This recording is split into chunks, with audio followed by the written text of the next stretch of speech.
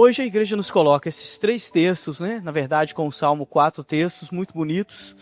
Mas nós vamos iniciar a carta de Paulo aos Romanos, né? A gente sempre recorda, né? Eu acho que é mais do que um dever do padre, ilustração teológica, é um conhecimento que eu acho que é importante todos nós termos, né? Se a gente pegar os textos do Novo Testamento, tem um consenso na teologia de que os 2 textos mais bem elaborados do Novo Testamento é a carta de Paulo aos Romanos e o Evangelho de Jesus segundo João.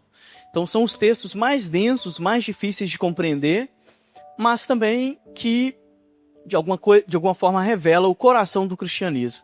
Então todas as vezes que a gente se encontra com a carta de Paulo aos Romanos, a gente pode falar assim, senta aí que lá vai pedrada, porque é um texto de elaboração teológica profunda. E hoje nós nos encontramos num paradoxo, né?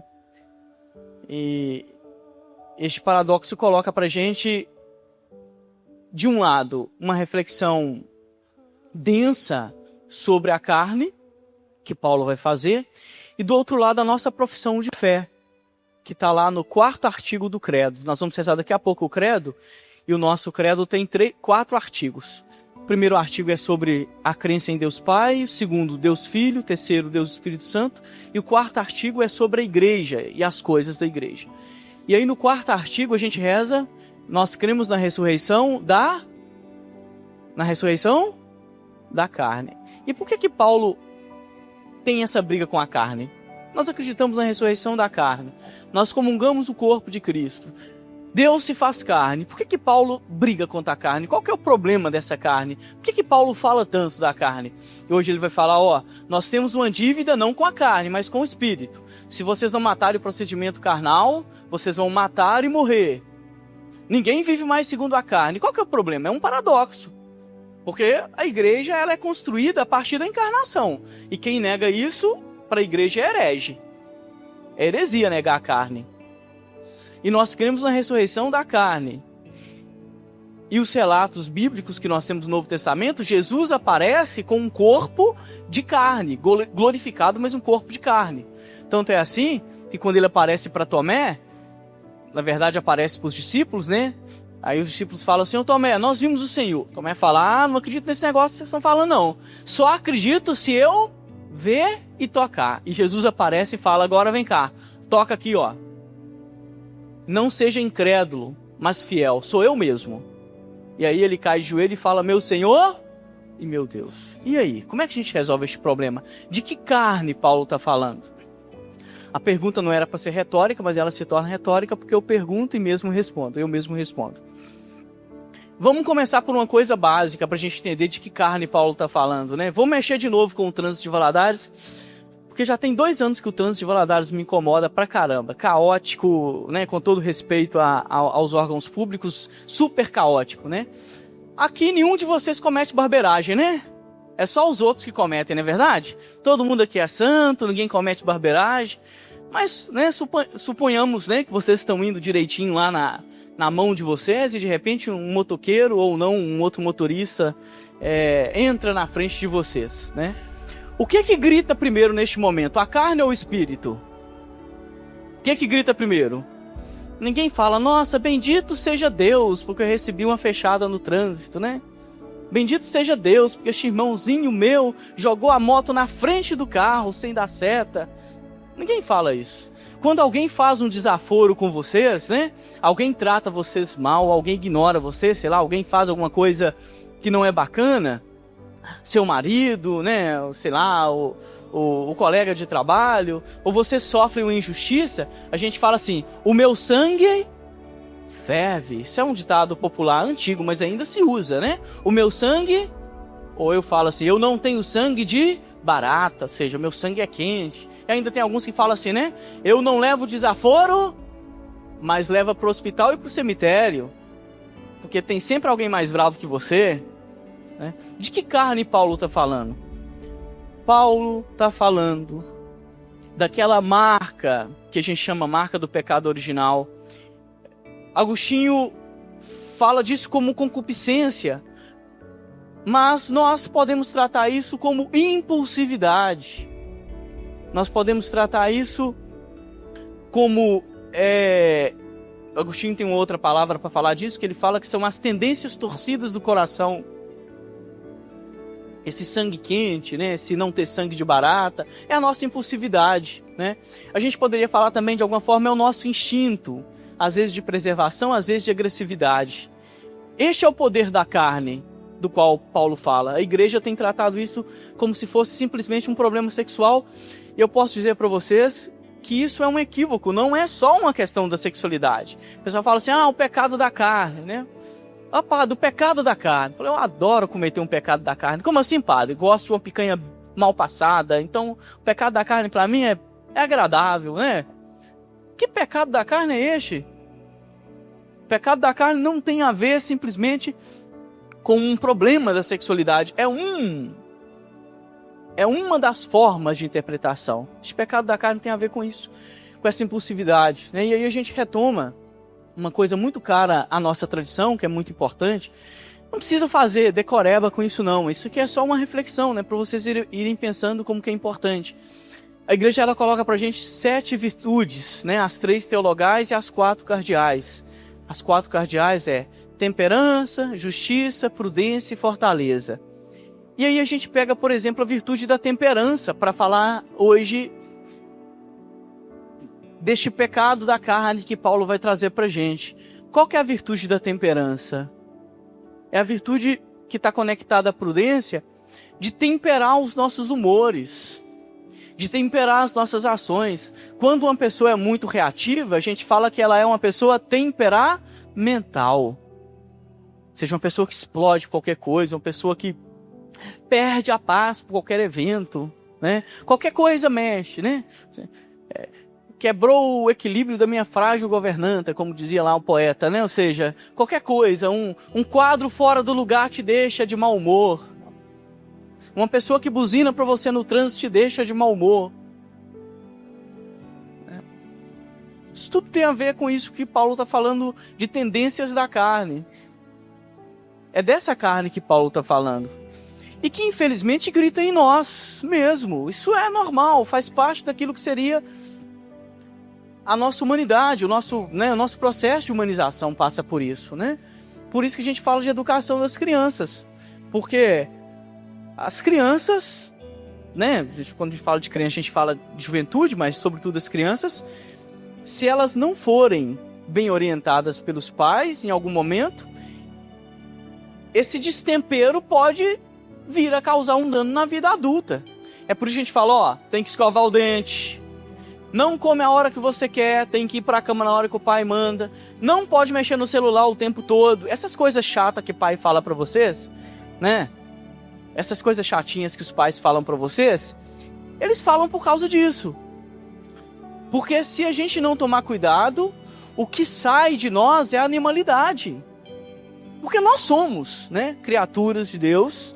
Obviamente, a gente vê lá no Gênesis, criado à imagem e semelhança, mas com uma mesma carnalidade. Somos carne. Então nós somos pulsão, nós temos desejos, nós temos rancores, nós temos mal, nós temos de tudo na nossa vida, né? Então, quando Paulo coloca pra gente isso, e aí Jesus vem falar no Evangelho, né? Aprendei de mim porque eu sou manso e humilde. Ouviram o Evangelho? Olhar para a carne de Cristo e olhar para o corpo de Cristo é tê-lo como modelo de humanidade. Obviamente, meus irmãos, isso é um processo. Ninguém se humaniza da hora para outra. Humanizar-se é um processo. E a espiritualidade, ela tem este papel importante de fazer com que a nossa humanidade ela se torne tão forte que ela possa tocar a divindade. Isso é o núcleo do dogma cristão, né? Eu acho muito bonito que a gente formula o dogma cristão, que as pessoas formulam de tantas formas, mas assim, para mim a formulação mais poética e mais bonita é dizer assim, por que Deus se faz carne? Por que Deus se fez homem? Tem um homem chamado Anselmo de Cantuária, que ele escreveu um livro chamado Cur Deus Homo, que quando a gente traduz se chama Por que Deus se faz homem? Aí muitos falam, né? Para nos salvar dos nossos pecados. Aí vai tendo aquele monte de resposta.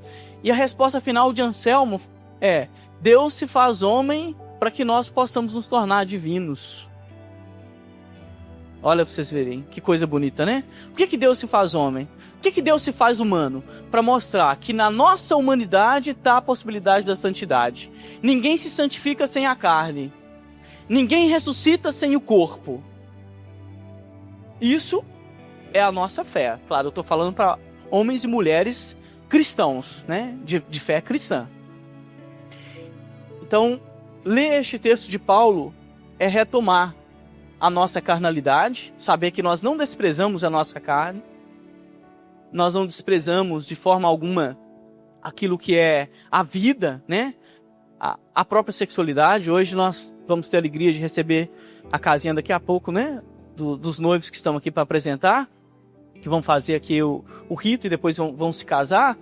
E aí, quando a igreja fala do casamento, por exemplo, do respeito aos corpos, daquilo que seria, né, a responsabilidade no amor, ela está falando, olha, não tem outra forma de amar se não for pela carne. E vocês nasceram pela carne. Depois pelo Espírito, mas pela carne. Ninguém aqui é anjo, espírito desencarnado, não. E não tem outra forma de amar se não for pela carne. O nosso amor, ele é toque, o nosso amor, ele é beijo, o nosso amor também, às vezes, ele é tristeza, o nosso amor é sentimento. Não tem como desprezar a carne. Então não pensem que Paulo despreza a carne. Quando Paulo fala da força da carne, do poder maligno dessa carne, ele está falando disso que eu acabei de dizer para vocês, né? Do nosso destempero, das nossas pulsões. Termina a homilia colocando para vocês uma coisa muito simples, né? Pode ser que alguém aqui tenha uma vida, né, mais virtuosa. Imagino que tem muitas pessoas aqui que são muito mais virtuosas, né, do que eu, com certeza, existe, né? E louvado seja Deus, né? Pessoas assim que a gente conversa no dia a dia e fala assim, oh meu Deus, eu queria tanto chegar a ter pelo menos 30% da humildade, da paciência dessa pessoa que eu atendi, né? Quantas vezes eu encontro pessoas que eu falo, nossa, mas que pessoa bonita da gente conversar, que conversa agradável, que coisa boa. Ou a pessoa me conta uma experiência, eu falo, nossa, eu queria tanto ter a paciência, o amor e a fé dessa pessoa. Encontro muitas pessoas assim. Então, certamente tem pessoas muito virtuosas aqui. Mas mesmo as pessoas virtuosas aqui, essa semana cometeram pecados. Quando eu falo de pecado, eu falo de maldade. Ou nós tivemos um sentimento ruim, ou nós fizemos um comentário no Instagram que não devíamos ter feito, ou nós curtimos uma coisa que não deveríamos ter curtido, ou nós olhamos para a pessoa com um olhar que não deveríamos ter lançado, um olhar de maldade, de pouca mansidão, ou nós xingamos alguém, ou tratamos alguém mal, ou fomos frios, né, lá com a esposa, sei lá, com não sei quem. Ou seja, nós cometemos pecados. Sem embargo, nós estamos aqui hoje, nessa Santa Missa. Ou seja, se não somos anjos, também não somos demônios. O que nós viemos buscar aqui hoje? Essa temperança. O que nós viemos buscar aqui hoje? Essa força do Espírito, para que nós possamos aos poucos mortificar esses instintos que nos faz mal mesmo, né? Nos fazem mal. Não adianta pensar assim, não, a gente pode viver livremente de qualquer forma, porque todos os nossos sentimentos são bons. Não se trata de pensar que todos os sentimentos são bons ou todos são ruins. É que existem coisas que realmente não nos humaniza. Existem sentimentos realmente que são perversos. Existem posturas realmente que desconstroem. E a gente precisa aceitar isso com humildade. Que se nós não somos anjos, também não somos demônios, né? Ou que se nós não somos demônios, também não somos anjos. Que todos nós estamos neste caminho. E que neste caminho a gente resvala, neste caminho a gente cai, neste caminho a carne grita mais alta, a gente xinga no trânsito, a gente é impaciente com o outro, a gente é negligente com as tarefas, a gente comete pequenos atos, né? Que às vezes julgamos os outros, mas atos que não são atos de justiça.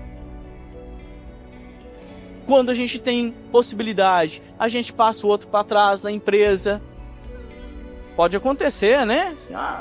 Tem essa promoção aqui, e eu sei dessa promoção, então vou correr na frente para ter não vou ter uma concorrência leal aqui não, vou ser desleal. A gente não fala isso, né, pra gente mesmo, a gente pensa. Nenhum de nós estamos neste patamar em que Cristo está. né? A carne e esses instintos, esse impulso da carne grita em nós, né? É por isso que nós buscamos espiritualidade, né? É por isso que nós estamos aqui. Que Deus nos ajude, então, né, a vivermos cada vez mais buscando este caminho de espiritualização. Louvado seja o nosso Senhor Jesus Cristo.